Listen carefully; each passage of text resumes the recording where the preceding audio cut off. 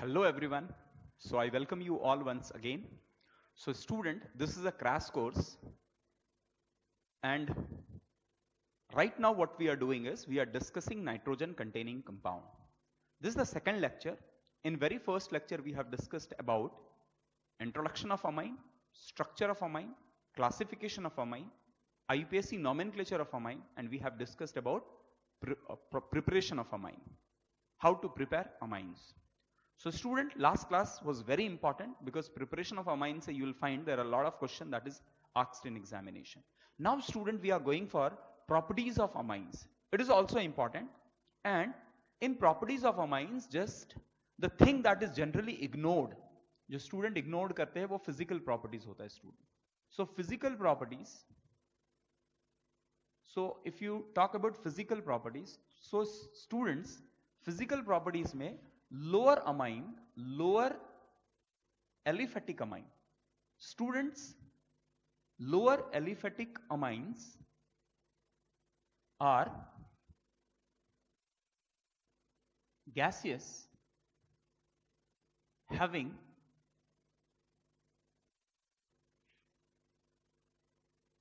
fishy smell.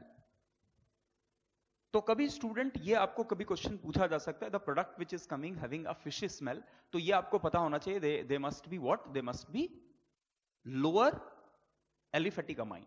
अब student aliphatic amine, अगर मैं यहां कह रहा हूं aliphatic amine, you know there are two type of amine. One is aliphatic amine and another one is aromatic amine.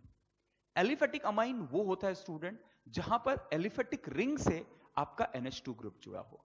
If NH2 group is connected to any aromatic ring, then it is called as aromatic amine, isn't it? So lower aliphatic amines are what? Lower aliphatic amines are gaseous state having fishy smell.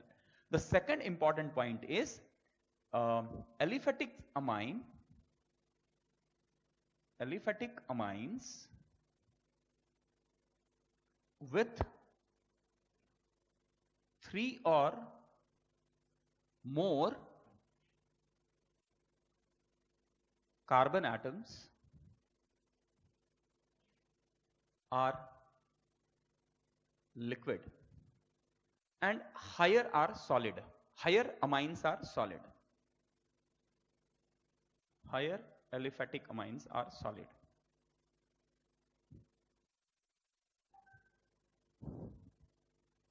तो students इसमें ये तीनों में तो most important point is कि this have a fishy smell. Lower member aliphatic amine has a fishy smell. This thing you have to remember. अभी aromatic amines की अगर बात करेंगे स्टूडेंट, एरोमेटिक अमाइंस की बात करेंगे तो aromatic amines are generally colourless compound,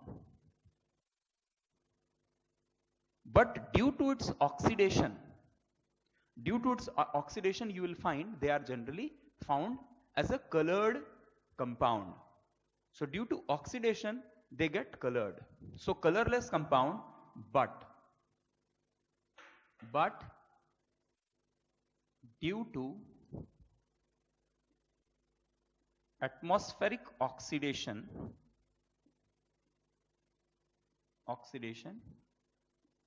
it is found colored. Okay, now student, the next very important thing is next very important thing that we have to know is about the boiling point of amines. So students, we know now very important point is boiling point of amines. So students, we know amines have nitrogen atom and nitrogen have hydrogen connected to it. And student, due to high electronegativity of nitrogen atom, they have partial del minus and del plus charge. So they can form hydrogen bond.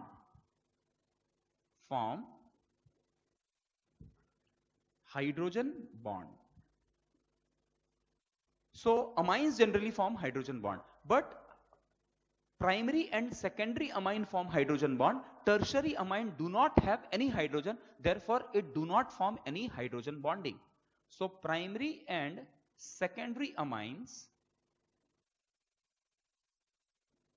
form hydrogen bonding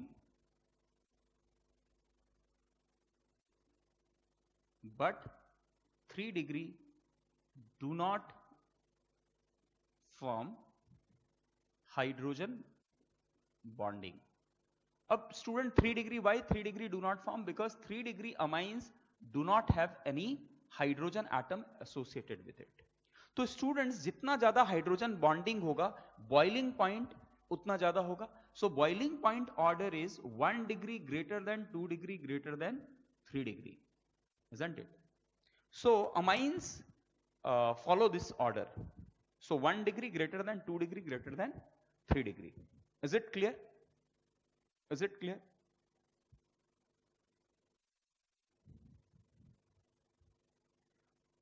One more important thing that you have to know is solubility of amine. Okay, student, before moving to solubility, one thing is this boiling point of amines will be less than that of alcohol of comparable mass, less than that of alcohols, because students alcohol have ROH and O being more electronegative, इसकी electronegativity high होती है, तो यहां जो del minus del plus होगा और extent of hydrogen bonding यहां पर del minus del plus होगा, del plus will be very high, so extent of hydrogen bonding will be more in the case of alcohol. So alcohol से, so student aliphatic amine की generally amines की hydrocarbon से, hydrocarbons of almost same molecular mass, hydrocarbon से ज्यादा boiling point amines की होगी और amine से ज्यादा अल्कोहल्स की होगी. तो स्टूडेंट्स जनरली इस पे एक बार क्वेश्चन पूछा जा चुका है जहां पर आपको अल्कोहल्स, अमाइंस और हाइड्रोकार्बन दिए गए थे हैविंग ऑलमोस्ट सेम मॉलिक्यूलर मास और उनके बॉइलिंग पॉइंट की बात की जा रही थी. सो हाइड्रोकार्बन्स के केस में कोई हाइड्रोजन बॉन्डिंग नहीं है, या कोई भी ऐसा ऑर्गेनिक कंपाउंड जहां पर हाइड्रोजन बॉन्डिंग फॉर्म नहीं हो पाएगा, हाइड्रोकार्बन हो, एल्डिहाइड, कीटोन्स हो, ऐसे केस में ईथर हो जहां हाइड्रोजन बॉन्डिंग पॉसिबल नहीं है, उसकी बॉइलिंग पॉइंट अमाइन से कम होगी और अमाइंस की अल्कोहल से कम होगी, because alcohol have stronger hydrogen bond. Is it clear? Student, another very important thing that we have to know in physical property is solubility. So student, solubility, they are highly soluble. They are not highly soluble, they are soluble. Soluble in water. They are soluble in water. And why they are soluble? Because they form hydrogen bonding, isn't it? The solubility, and again student, the solubility order hoga, the solubility order will what? Solubility order is 1 degree greater than 2 degree greater than 3 degree. More the extent of hydrogen bonding, जितना ज़्यादा hydrogen bonding वो form कर पाएगा, उसकी solubility उतनी ज़्यादा होगी. Is it clear? So this is all related with the, what it is all related with the physical property of amines. तो स्टूडेंट फिजिकल प्रॉपर्टी में what you have to remember about the boiling point of amine. Solubility पे बात करना पड़ेगा, boiling point पे बात करना पड़ेगा. Different amines having same molecular mass, उसमें order of boiling point is 1 degree greater than 2 degree greater than 3 degree, because they can form more hydrogen bond.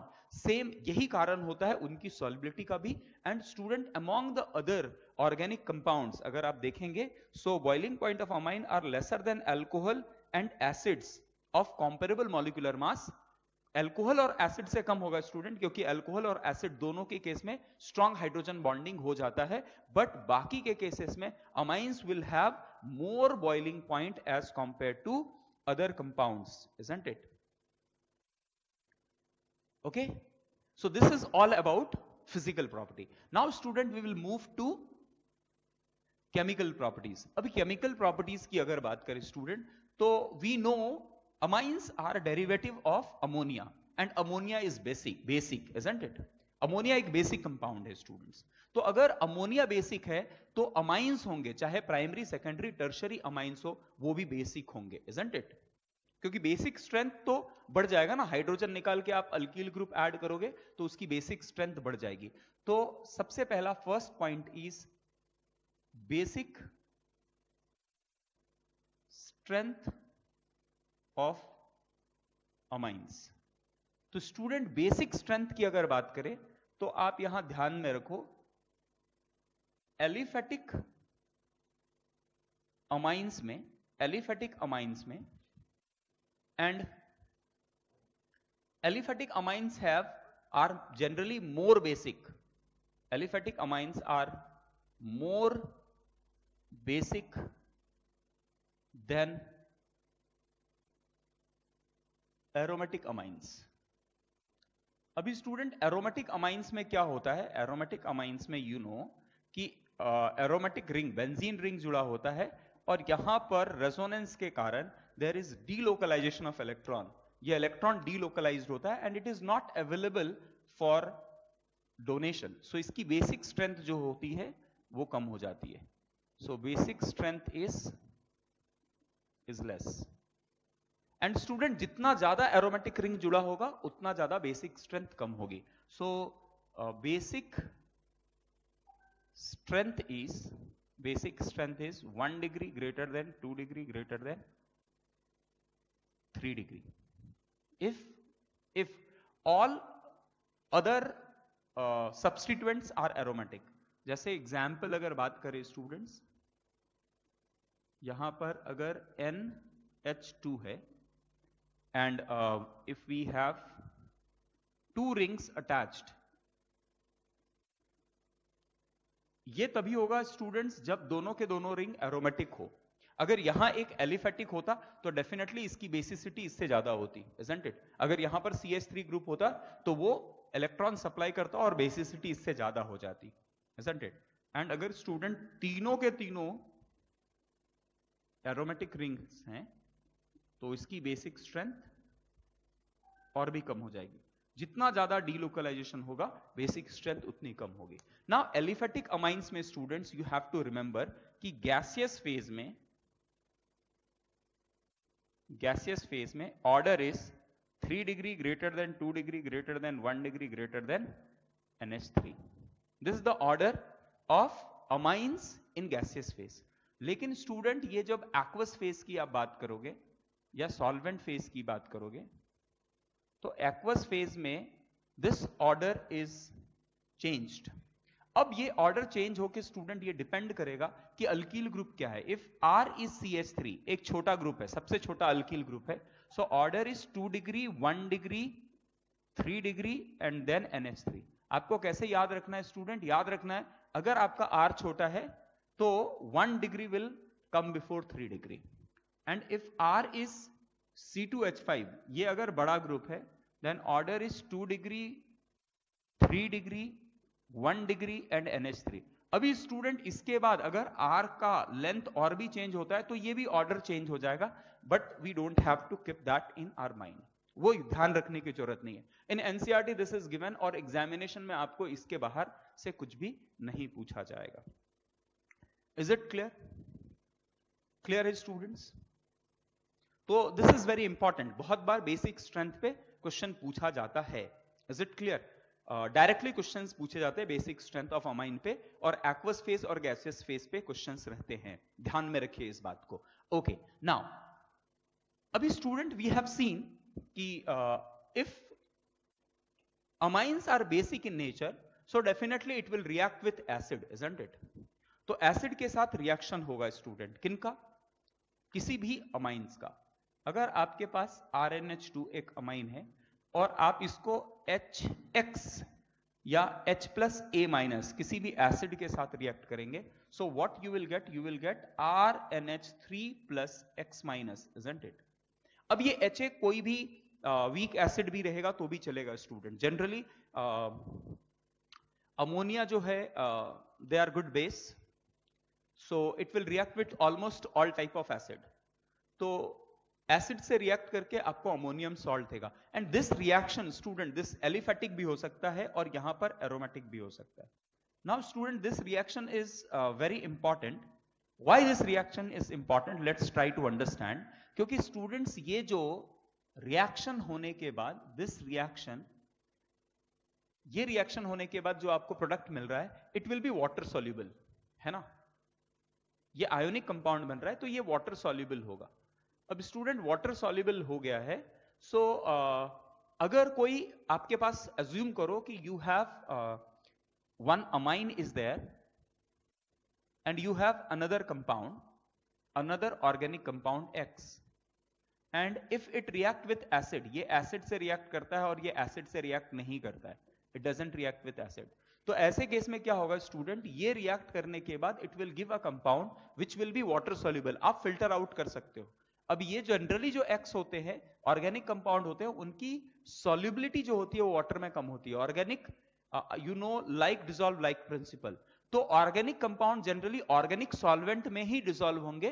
तो अगर ऐसा है कि X की सॉल्युबिलिटी वाटर में कम थी तो और आपका मिक्सचर है अमाइन एंड अदर कंपाउंड का, तो आप उसको एसिड के साथ रिएक्ट करो और उसका सॉल्ट बना दो, बट प्रोवाइडेड ये ध्यान रखना चाहिए कि this X must not react with this acid, otherwise वो भी रिएक्ट करेगा और सॉल्ट बनाएगा तो वो भी वाटर सॉल्युबल हो सकता है। So amine when react with acid it give you a soluble salt, और ये सॉल्युबल सॉल्ट वाटर से आप फिल्टर करके बाहर निकाल सकते हैं। And students again when this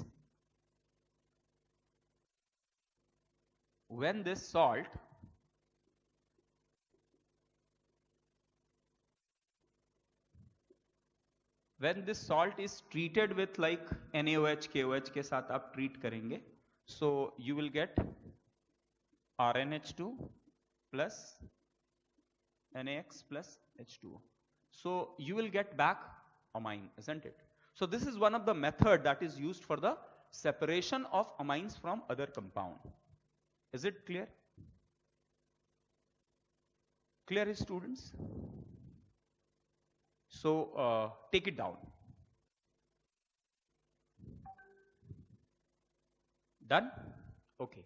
So this reaction is the basis of separation of amines from other organic compound which is not basic. If it is not basic, so it will not react with acid, and if it is not reacting with acid, so this amine will react with acid to give you what? It will give you a salt, isn't it? So this salt, ammonium or anilinium salt, it will be water soluble, which can be filtered out, and when it is treated with a base again, it will regenerate your amine. So this can be a method of separation of amine from other organic compound. Now student, a very important thing that we have to study over here is alkylation reaction. So this was the first reaction in which we have seen reaction related to basic strength, basic nature of amine. The second is alkylation. Alkylation of amines. Now student, what is this alkylation of amine?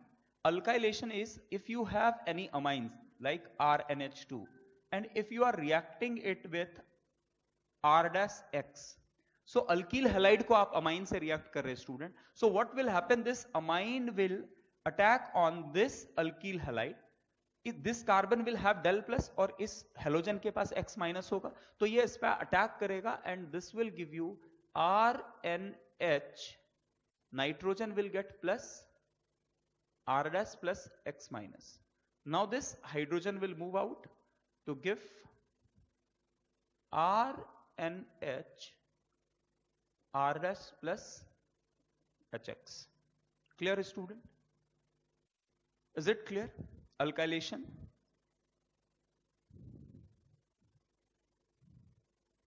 So from primary amine you will get secondary amine. So students, we have already studied this. जब हम लोग बात कर रहे थे ammonolysis, this was the same reaction. हमने NH3 के साथ स्टार्ट किया था.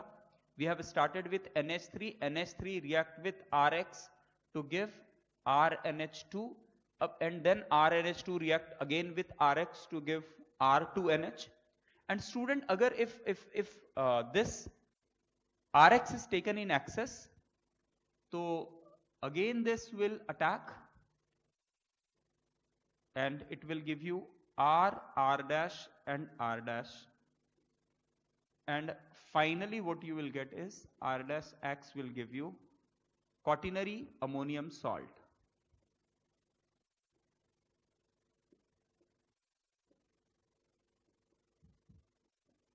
So this is the product. Is it clear? So student, when you do alkylation and if you have taken excess of alkyl halide, so the final product you will get is what?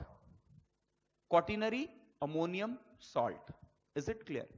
अभी student ये जो access में, अगर if this same reaction you have taken, अगर आपने ये reaction RNH2, so student RNH2 को अगर आपने मिथिल हैलाइड के साथ अगर रिएक्ट किया होता और ये एक्सेस में होता, तो फाइनल प्रोडक्ट जो मिलता है स्टूडेंट, वो क्या मिलता हमें?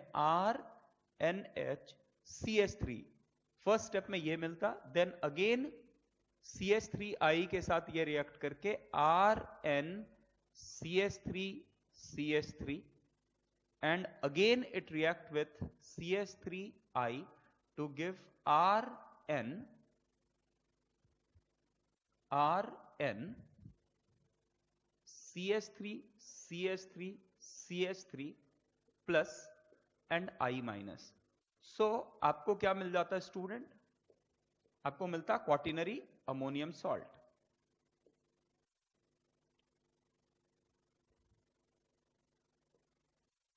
अभी स्टूडेंट इस रिएक्शन को we call as Hofmann exhaustive methylation. We call this as Hofmann exhaustive methylation. So alkylation में what we have used methyl group, therefore it is called as Hofmann exhaustive methylation. ये clear है student? Hofmann exhaustive methylation. अभी this reaction is very important. ये क्यों है, हम इस पे बात करते हैं. So alkylation से ध्यान में रखिए स्टूडेंट, alkylation करने पे if you have started with primary amine और आप उसको अल्कील हैलाइड से रिएक्ट करेंगे, तो आपको प्राइमरी से सेकेंडरी, सेकेंडरी से टर्शरी एंड फाइनली आपको क्या मिलेगा? You will get quaternary ammonium halide, quaternary ammonium halide salt का हैलाइड आपको मिलेगा. Is it clear?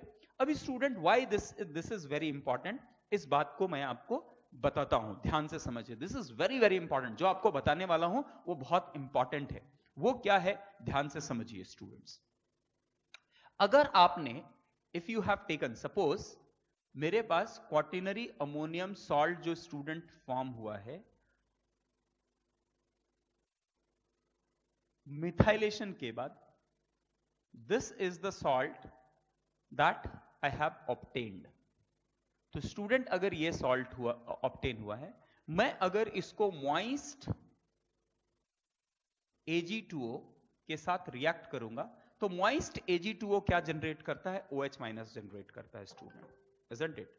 तो मॉइस्ट Ag2O के साथ मैं रिएक्शन करूंगा, so what it will give you AgXS precipitate, and what you will get CH3 CH2N CH3 CH3 CH3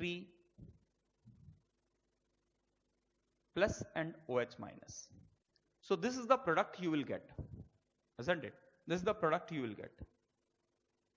Okay, so this is called as quaternary ammonium hydroxide. Quaternary ammonium hydroxide. Now student, this is very important. Quaternary ammonium hydroxide बहुत important हो जाता है, ध्यान से समझ लीजिए मैं क्या बता रहा हूं. जब कभी आप प्राइमरी अमाइन का एग्जॉस्टिव मिथाइलेशन कहेंगे, एग्जॉस्टिव मतलब क्या स्टूडेंट? बहुत ज्यादा. मिथाइलेशन मतलब क्या? मिथाइल से सब्स्टिट्यूट करना. जब आप मिथाइल से हाइड्रोजन के नाइट्रोजन के हाइड्रोजन को सब्स्टिट्यूट करते जाएंगे, एग्जॉस्टिव तरीके से करेंगे, तो जो फाइनल प्रोडक्ट आपको मिलेगा वो मिलेगा quaternary ammonium salt. Clear? Quaternary ammonium salt. अब जब उसको आप मॉइस्ट Ag2O के साथ रिएक्ट कराएंगे तो आपको अमोनियम हाइड्रोक्साइड मिलेगा. अब स्टूडेंट ये जब आप हीट करेंगे तो नाउ ट्राई टू अंडरस्टैंड, यहां पर समझने का ट्राई कीजिए. CH3 CH2N CH3 CH3 and CH3 और नाइट्रोजन पे स्टूडेंट एक पॉजिटिव चार्ज है और आप इसको OH माइनस के साथ हीट कर रहे हैं जो कि स्ट्रॉन्ग बेस है, isn't it? तो आप क्या कर रहे हैं स्टूडेंट्स, आप इसको OH माइनस के साथ हीट कर रहे हैं, तो OH माइनस क्या करेगा, now OH minus is a strong base, तो OH माइनस क्या करेगा स्टूडेंट, हीट करने पे ये चाहेगा एक ऐसे हाइड्रोजन को एब्स्ट्रैक्ट करना, एक ऐसे हाइड्रोजन को एब्स्ट्रैक्ट करना जिसको एब्स्ट्रैक्ट करना सबसे आसान हो, isn't it? तो स्टूडेंट ये जो रिएक्शन है, this reaction is very important. Now you must know कि स्टूडेंट ये जो है, this is a very poor leaving group, this is a very poor leaving group. तो स्टूडेंट इस केस में ये पॉजिटिव चार्ज है, नाइट्रोजन पे पॉजिटिव चार्ज है, and nitrogen being highly electronegative ये पुल करता रहेगा इस कार्बन के इलेक्ट्रॉन्स को, बट ये निकल के बाहर नहीं जा सकता है because this is a very poor leaving group. तो ऐसे केस में स्टूडेंट जो रिएक्शन होता है that is called as E one CB, है ना, E one CB, elimination unimolecular conjugate base, E one CB. अभी क्या है ये बहुत सिंपल है, समझ लीजिए. तो ये OH माइनस क्या करेगा स्टूडेंट, OH माइनस बहुत अनस्टेबल है, हीट करने पे ये अनस्टेबल हो जाएगा और ये स्टेबिलिटी पाने के लिए ये ऐसे किसी भी हाइड्रोजन को ढूंढेगा, ये कुछ ऐसे सेंटर को ढूंढेगा जहां से ये अपने एक्सेस इलेक्ट्रॉन को दे सके. अब स्टूडेंट अगर ये इस कार्बन पे अटैक करे तो ये बाहर निकलना चाहिए, लेकिन ये होने के लिए this must be a very good leaving group, but this is a very poor leaving group, तो ये निकलेगा नहीं. तो ऐसे केस में what it will do, it will abstract hydrogen from, remember it student, जो ये ग्रुप जुड़ा हुआ है उससे जुड़े हुए कार्बन को हम लोग अल्फा कार्बन बोलते हैं और उससे जुड़ा हुआ कार्बन जो है वो बीटा कार्बन है. क्लियर है स्टूडेंट?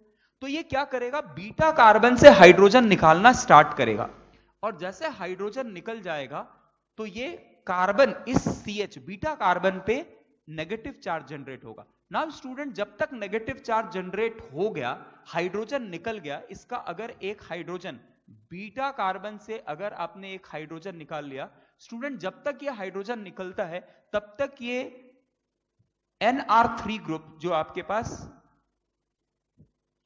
ग्रुप जुड़ा हुआ है, due to it is a bad leaving group, ये निकल नहीं सकता है. तो यहां पर एक कार्बेनियन का फॉर्मेशन होता है. अब student this is very important, तो आपको कार्बेनियन कौन सा बनाना है, कार्बेनियन जिस कार्बेनियन की स्टेबिलिटी ज्यादा से ज्यादा हो. प्लीज ध्यान दीजिए इस बात को, ये क्वेश्चंस बहुत बार एग्जामिनेशन पे आए. मैं क्या कह रहा हूं, जब कभी आपको क्वाटिनरी अमोनियम सॉल्ट मिले और आप उसको मॉइस्ट AgO के साथ, मॉइस्ट Ag2O के साथ हीट करेंगे तो आपको क्वाटिनरी अमोनियम हाइड्रोक्साइड मिलेगा. क्वाटिनरी अमोनियम हाइड्रोक्साइड को हीट करने पे student it go for E one CB reaction because this is a very poor leaving group.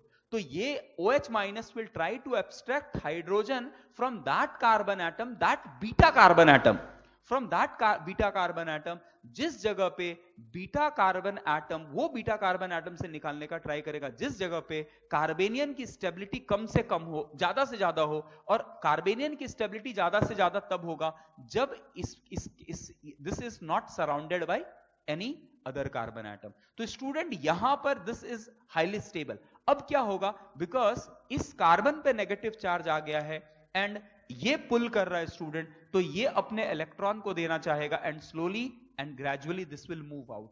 तो आपको यहां पर मिल जाएगा CH2 CH2 and CH thrice 3 times NH जो है. So this is the leaving group. तो स्टूडेंट ये जो अल्कीन मिला है, this alkene is called as Hofmann alkyne.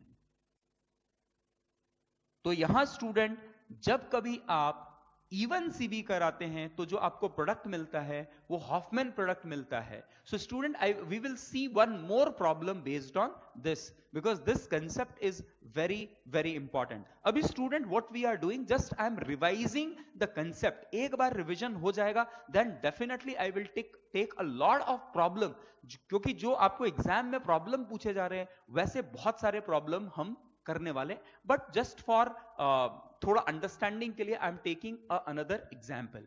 So student another example is, अभी अज्यूम करो कि we have CH3 CH2 CH2 and we have CH2 CH3, and student we have CH3 and CH3, and we have a plus charge over here, we have a plus charge over here, and आपको ammonium hydroxide form हुआ है।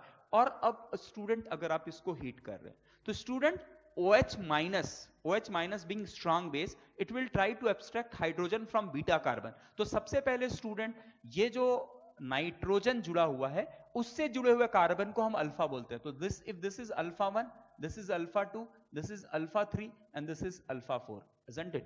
अब student OH minus हमेशा से hydrogen कहां से निकालेगा? Only beta से निकाल सकता है। ओके तो आपके पास बीटा कार्बन किसके पास है? You have beta 1, you have beta 1 and you have beta 2।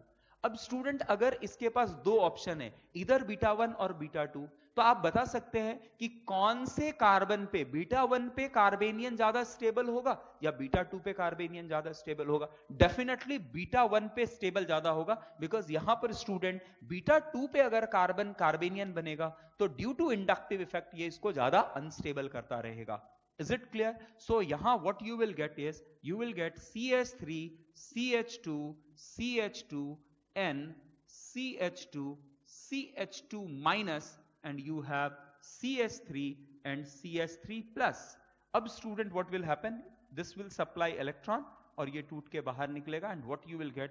You will get CH2, CH2 plus, C3H7, N, CH3 and CH3. Is it clear?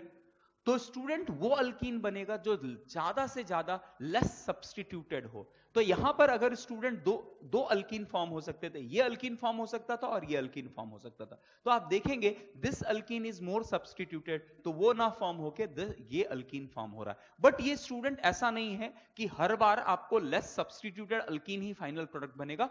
ये किस पे डिपेंड करता है? It depends on stability of carbanion that is form, है ना? क्योंकि even CB में this is rate determining step, और अगर ये रेट डिटरमाइनिंग स्टेप है स्टूडेंट, तो कार्बेनियन जो सबसे ज्यादा स्टेबल फॉर्म होगा वो that will decide the further product which will be obtained. Clear है? So this is alkylation of amine, and alkylation of amine में स्टूडेंट हॉफमैन एलिमिनेशन रिएक्शन जो है वो काफी इंपॉर्टेंट रिएक्शन है examination of point of view से। Is it clear? Clear है student? Okay. Now we are moving to third reaction.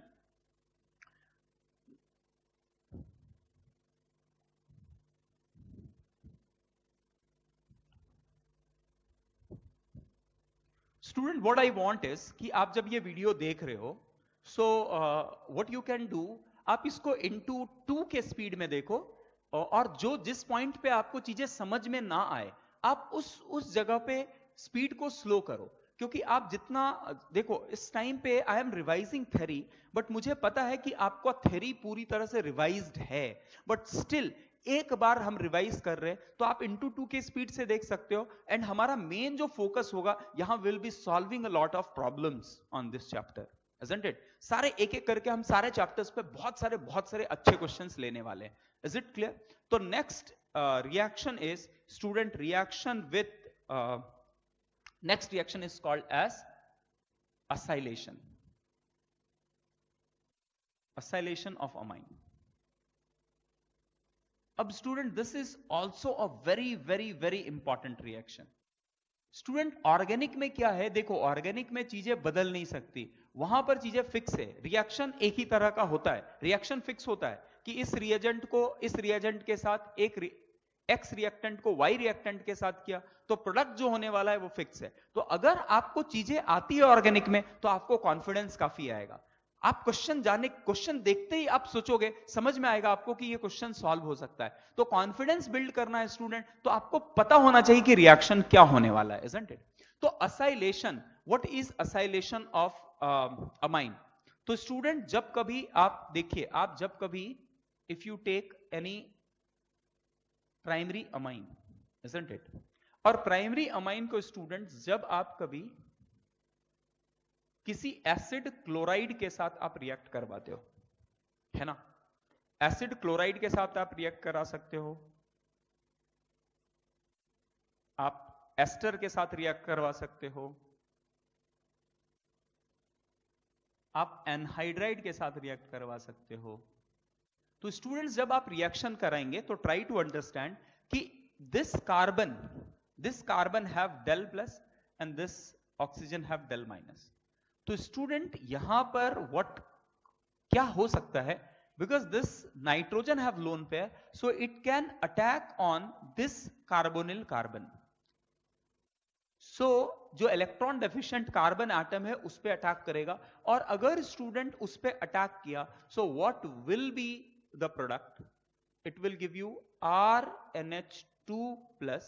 Now it have given electron, so this is O minus, and you have R and you have Cl, isn't it? Cl, or it can be Cl or it can be OR. अगर Cl यहाँ है तो student this will be Cl. If you have taken ester, it will be OR dash.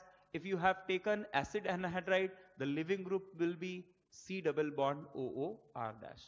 अभी student आप देखेंगे all are very good leaving group, तो क्या करेगा? Oxygen will form a double bond replacing this, so what you will get RNH। Student even H plus will move out, nitrogen पे positive charge रहेगा नहीं, RNH C double bond OOR।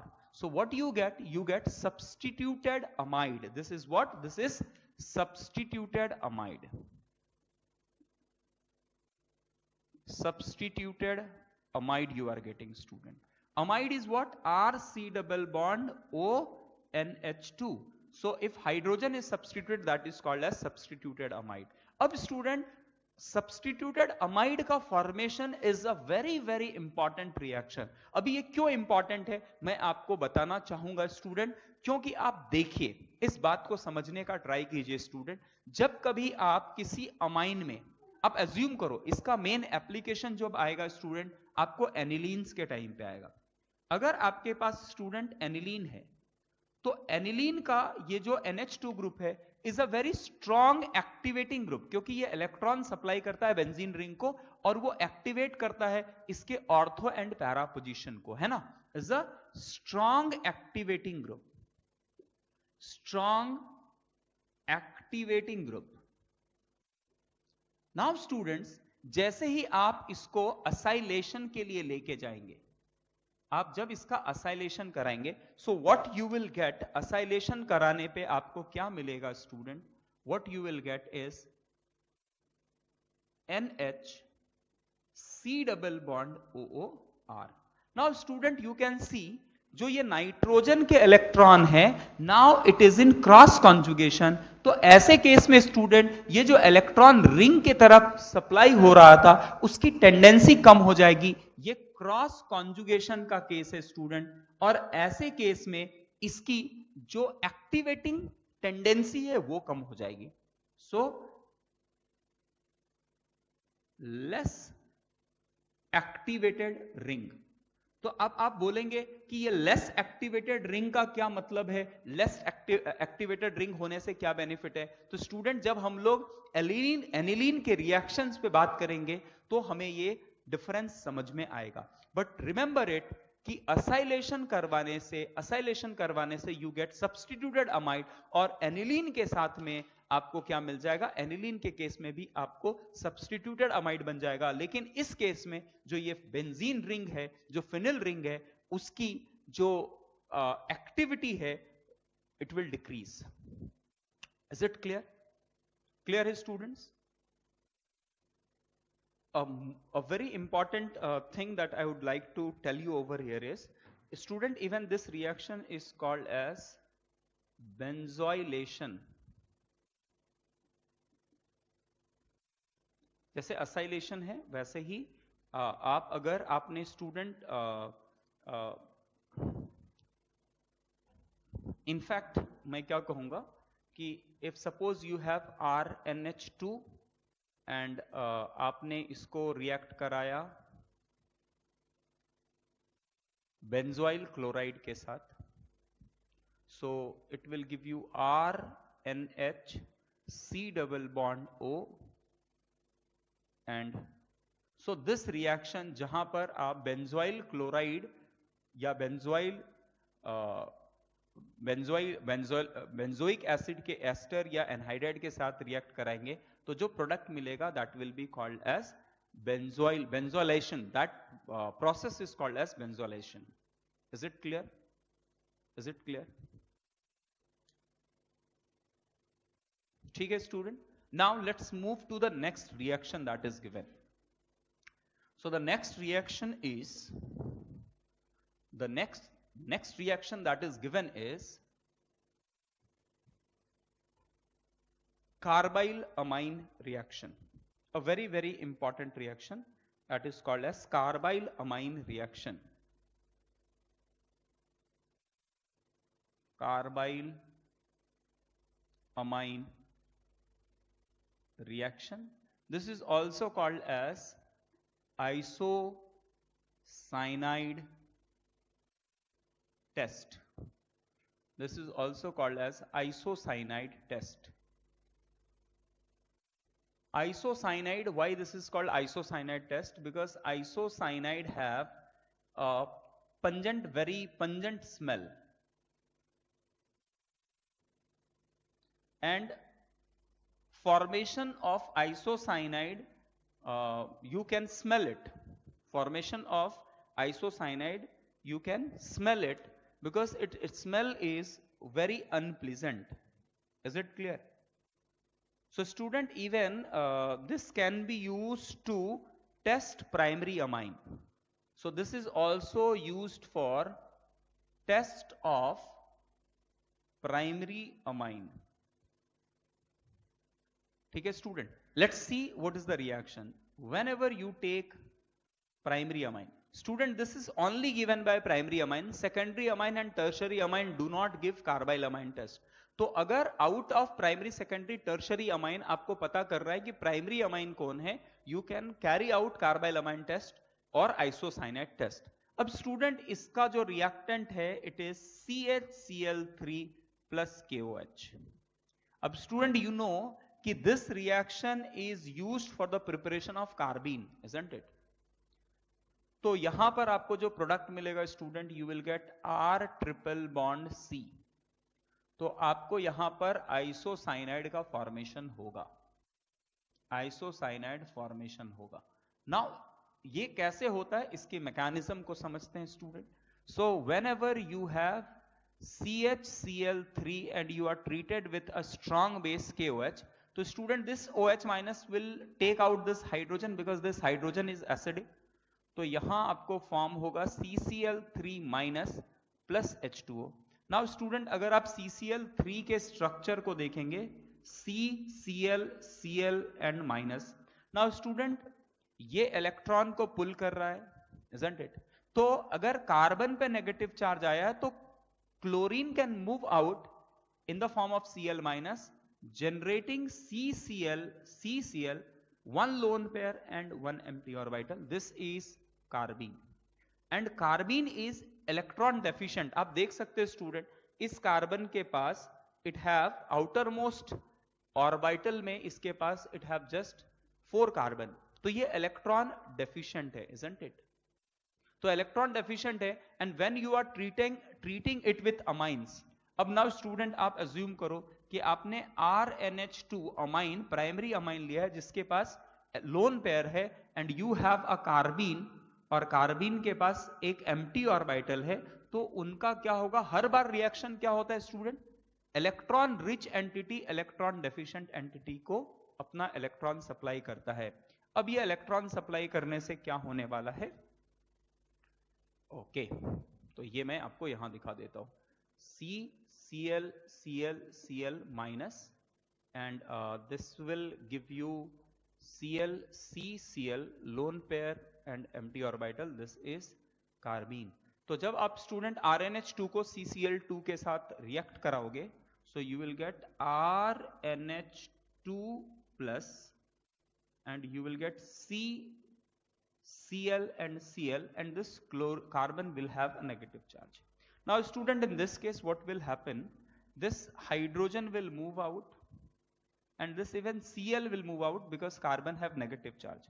तो student कैसा होगा, RNH, again a lone pair will be generated and in this case a CCl, isn't it?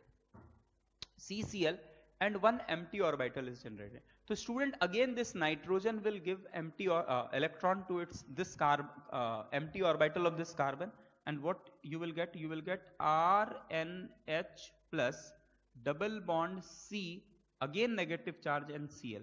Now student, nitrogen again have positive charge, so it will move out, and carbon have negative charge and it is attached to chlorine, so chlorine bhi move karega, and what you will get is R and triple bond C. So isocyanide is formed, isn't it? And isocyanide have a characteristic smell, it have a very pungent smell, therefore this is called as isocyanide test or carbyl amine test, and this is a very important reaction. Okay, so this is carbyl amine reaction. Is it clear student? ठीक है, clear? Okay, fine. Now student, we will go for next reaction, that is reaction with nitrous acid. So this is carbyl amine reaction or isocyanate test. Now we are going for next reaction, that is reaction with nitrous acid. So this is fifth reaction, reaction with nitrous acid. So student, what is nitrous acid? Nitrous acid is HNO2. And HNO2, how we will prepare HNO2? Generally we have NaNO2 treated with HX or HCl. So it will give you NaCl plus HNO2. So it is generally prepared in C2, isn't it?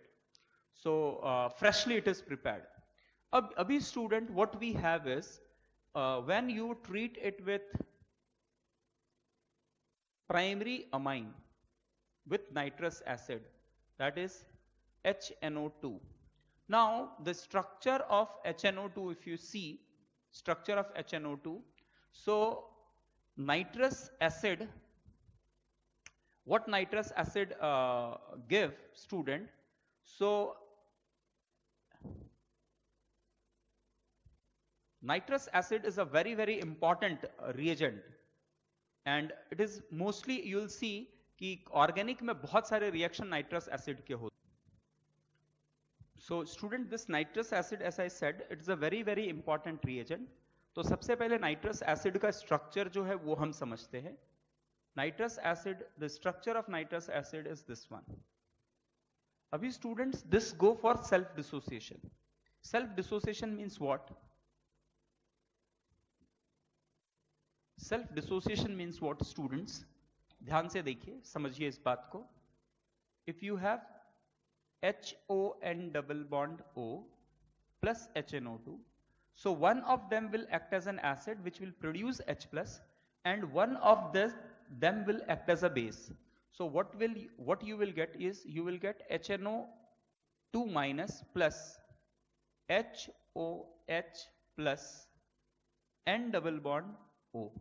So student, what will happen? This will break and it will produce N double bond O, lone pair and empty orbital with a plus charge. So this is called as nitrosonium ion. This is called as nitrosonium ion. So when it is heated, it will give you nitrosonium ion. Remember it. अब nitrosonium ion जो है वो important है student, क्योंकि nitrosonium ion is again electron deficient, isn't it? तो जब student nitrosonium ion form होता है and you react it with RNH2, बहुत इंपॉर्टेंट रिएक्शन है स्टूडेंट, ध्यान से समझिए. RNH2, जब आप नाइट्रोसोनियम आयन ले रहे हो और इसको रिएक्ट करवा रहे हो RNH2 से, so what will happen? This nitrogen will give electron to this nitrosonium ion, and what you will obtain at the very first step is you get RNH2 plus, nitrogen will get plus charge because this is giving electron to this nitrosonium ion, N double bond O. Is it clear? And now student, this H will move out to give RNH N double bond O. Now student, as we have seen, we have taken nitrous acid, so in acidic condition H plus, it will attack on these oxygen, इस oxygen पे attack करेगा student, and it will give you RNH lone pair N double bond OH plus. See the mechanism कैसे हो रहा है ये समझिए student. तो this will pull its electron. When it will pull its electron, this nitrogen atom will supply electron to this another nitrogen atom. So what you will get RNH double bond, you will get plus charge over here, NOH, isn't it? So student, again this nitrogen will lose its hydrogen because this nitrogen got plus positive charge. अभी student क्या होगा, RNH double bond NOH. Now student, we have what? We have this acidic medium. तो acidic medium में again this will attack, और ये जब attack करके attack करेगा तो स्टूडेंट H2O के फॉर्म पे निकलेगा, तो empty orbital जनरेट होगा. So you will get RN triple bond N with a plus charge over here. और स्टूडेंट क्योंकि आपने you have used nitrous acid बनाने के लिए you have used NaNO2 plus HX, तो ये जो X माइनस है it will give you this salt. This is called as disonium salt.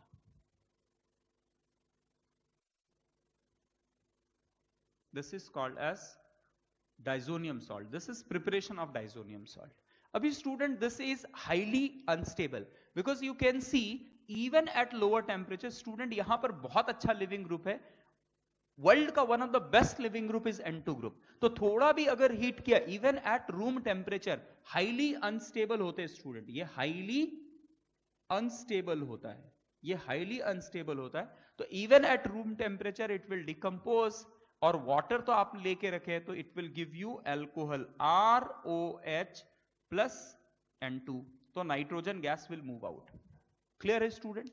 This is very very important. So primary amine will give you disonium salt, and disonium salt being highly unstable, it will decompose to give you ROH. Student, इसी के जगह अगर aliphatic amine के जगह आपने aromatic amine लिया होता, आप एरोमेटिक अमाइन लेते, RNH2 लेते और आप इसको HNO2 से रिएक्ट करवाते स्टूडेंट, तो आपको यहां जो डाइजोनियम सॉल्ट मिलता उसकी स्टेबिलिटी एलिफेटिक डाइजोनियम सॉल्ट से थोड़ी ज्यादा होती है. So it is stable up to 0 to 5 degree Celsius. But this is highly unstable. Even at 0 to 5 degree Celsius, this is not stable. यहां पर स्टूडेंट ये बेंजीन रिंग इसको थोड़ा स्टेबिलिटी प्रोवाइड करेगा. क्लियर है? So this is very very important reaction. Student, this is again third part. मैंने जब बताया था आपको third part में we have to study about disonium salt. So this is method of preparation of disonium salt.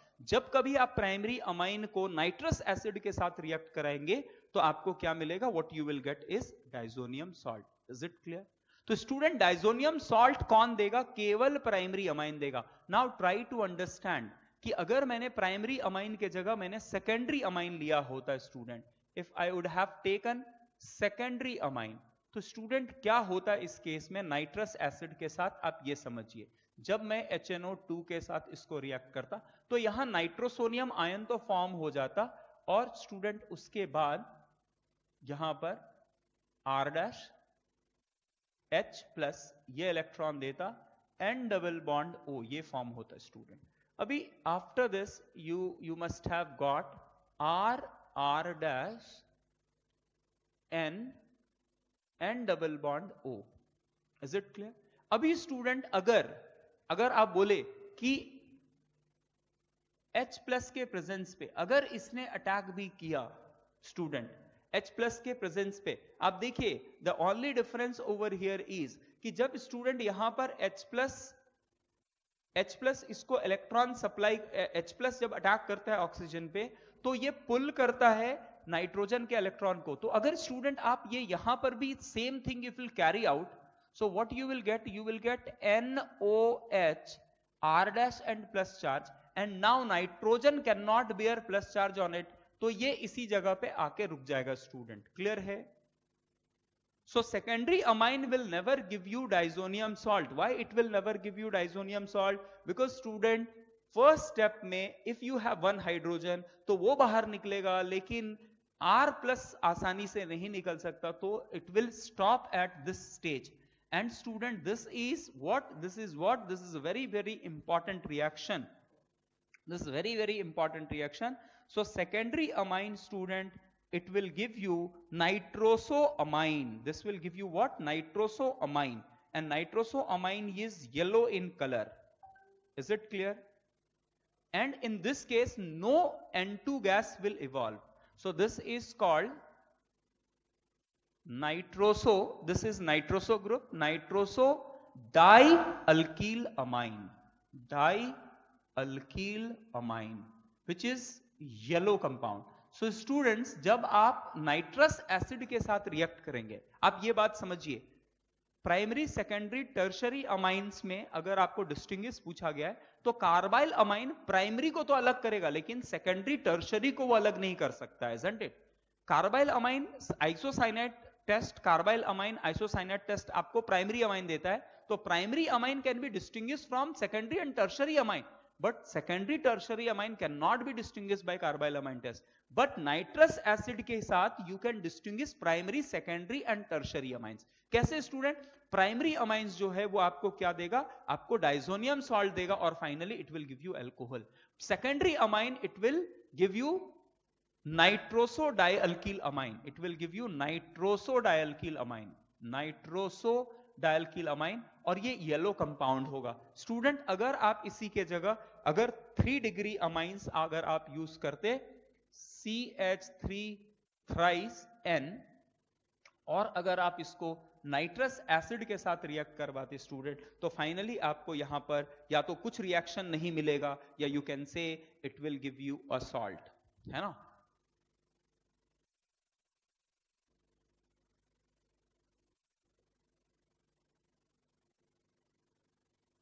NO.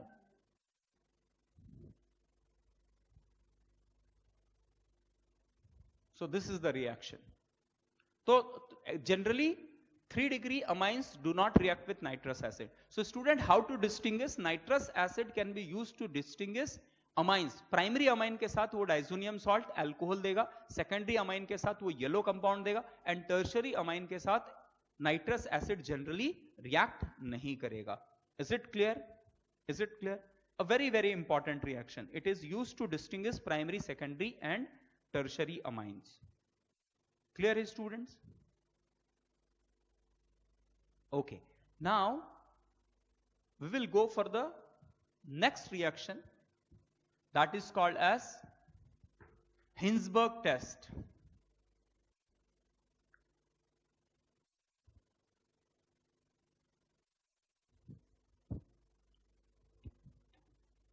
So student, almost we have done with amines. Hinsberg test के बाद amines हो जाएगा, then we will go for aniline के थोड़े reactions है, उसमें ज्यादा difference. तो कल के क्लास में student will be able to complete this chapter, and along with that जो एनसीईआरटी में कुछ क्वेश्चंस नहीं दिए गए, कुछ टॉपिक्स नहीं दिए गए, हम उसको भी कवर करेंगे.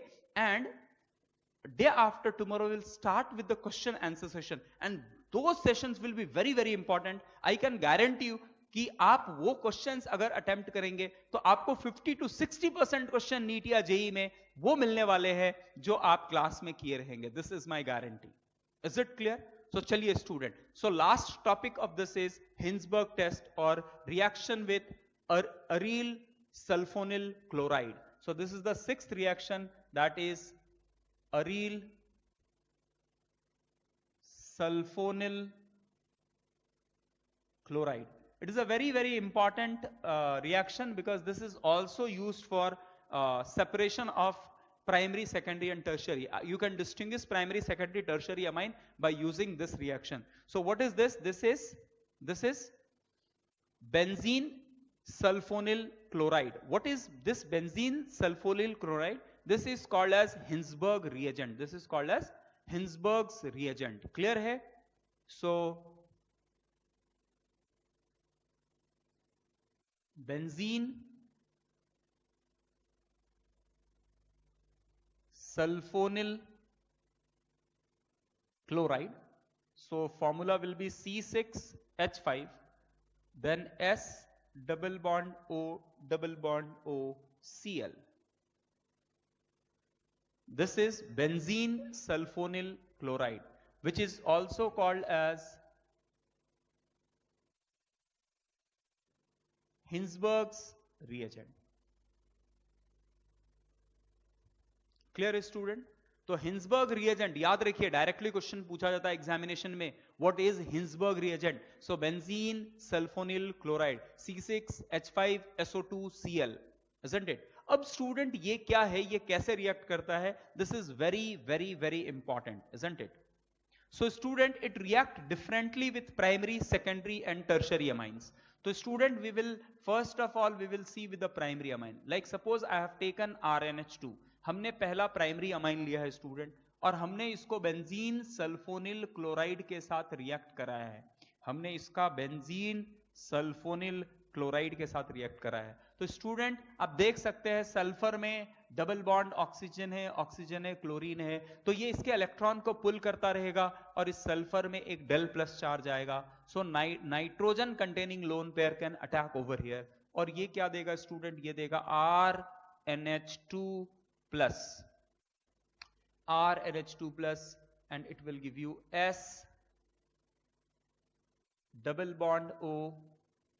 Student, when it attack, so one of this oxygen will be like, it will form a single bond, then Cl, and we have C6H5. So let's draw it like benzene ring. Okay, now student, what will happen? ये oxygen double bond बनाएगा and it will remove chlorine as it is a good leaving group, and यहां से hydrogen will move out, isn't it? यहां से one of the hydrogen will move out, तो HCl बाहर आएगा student, and it will give you RNH, then you have S double bond O and C6H5, that is the phenyl ring.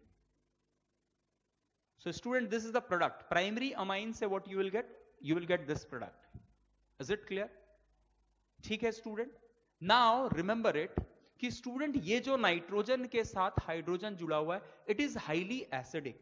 क्यों student? क्योंकि जैसे hydrogen आप निकालेंगे तो nitrogen पे एक नेगेटिव चार्ज आएगा, and this negative charge will be delocalized by resonance. तो स्टूडेंट जब कभी आप इसको KOH के साथ रिएक्ट करेंगे, it will give you RNH minus, H will move out, Rn minus, 2 lone pair, S double bond O and phenyl ring, and it will be like having K plus. So it is soluble. So can I say the product formed whenever you react primary amine with benzene sulfonyl chloride, the product form will be soluble in KOH, isn't it? And students, जब आप जैसे ही इसको फिर आप HX acid के साथ treat करेंगे, so it will give you back the compound RNH S double bond O and this. Now student, this is insoluble salt. The salt formed is insoluble. The salt form is insoluble, and when it is treated with KOH, it becomes soluble. And when again you treat it with HX, it will give you insoluble salt or insoluble compound, isn't it? तो student हम यहां से ये देख सकते हैं, ध्यान से समझिए, आप जैसे प्राइमरी अमाइन को बेंजीन सल्फोनिल क्लोराइड से रिएक्ट कराए तो आपको एक प्रोडक्ट मिलेगा जो कि इनसॉल्युबल होगा, प्रेसिपिटेट का फॉर्म पे बाहर निकलेगा. जब आप उसको KOH के साथ रिएक्ट कराएंगे तो वो सॉल्युबल सॉल्ट देगा, और HX के साथ रिएक्ट होने के बाद again you will gate insoluble compound. Is it clear? Clear है स्टूडेंट्स? ठीक है, ओके. नाउ लेट्स सी कि how it will behave with secondary amine. Secondary amine के साथ वो कैसा बिहेव करेगा? तो student RNH R' when it will react with C6H5 S double bond O Cl. So student पहले स्टेज पे after reaction you will get RN R' H plus will move out a lone pair, and S double bond O and benzene ring. Now students, यहां पर we don't have any acidic hydrogen, so when you treat it with KOH it will have no reaction, isn't it?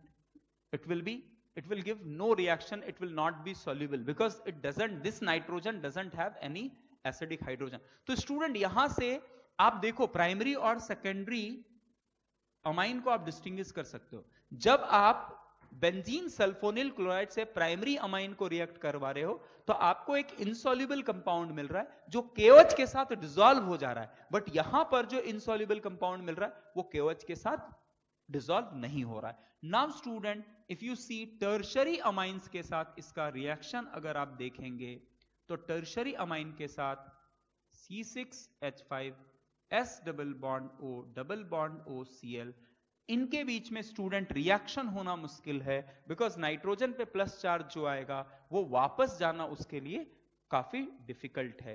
Is it clear?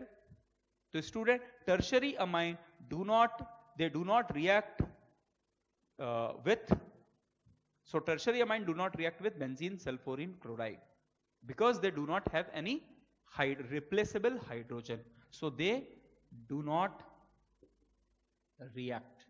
तो student primary secondary और tertiary amine के आप जो reactions देख रहे हैं they have different reaction with benzene sulfonyl chloride. तो इस रिएक्शन को can be used to distinguish primary secondary and tertiary amine. Is it clear, students? So these are the few reaction that is given in NCERT. Up tomorrow in the next class, student will deal with हम लोग क्या करने वाले student, अभी हमने क्या देखा है ध्यान से समझिए. हमने स्टार्ट किया था अमाइंस के इंट्रोडक्शन से, उसके स्ट्रक्चर, उसका क्लासिफिकेशन, उसका नॉमेनक्लेचर, उसका प्रिपरेशन, और अभी स्टूडेंट हमने फिजिकल और केमिकल प्रॉपर्टीज आज देखे. I am not saying we have seen everything student, इसके अलावा भी कुछ है, बहुत सारी चीजें हैं, बट हमने एनसीईआरटी में जितने भी रिएक्शंस दिए हुए वी हैव कवर्ड इट. अभी ये थ्योरी कवर कर लिया स्टूडेंट.